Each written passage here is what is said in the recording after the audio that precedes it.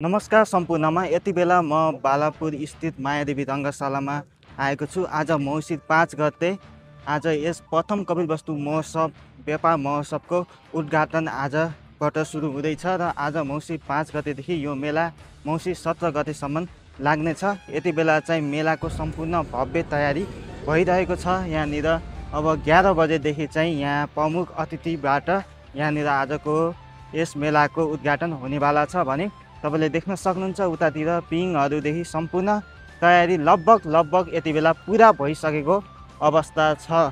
सम्पूर्ण होटल व्यवसायहरूले पनि आफ्नो होटल यहाँनिर लगाइसक्नु भएको छ भने बाँकी रहेका स्टलहरू पनि आजबाट चाहिँ यहाँ व्यापारीहरूले स्टल लगाउन थालिसक्नु भएको छ भने भोलि चाहिँ मौसिर 6 गते यहाँनिर 2 जना कलाकारको आगमन हुनेवाला छ। भोलि मौसिर 6 गते चाहिँ लोक तथा दोहोरी गायक श्याम राणा र अस्मिता दल्लाको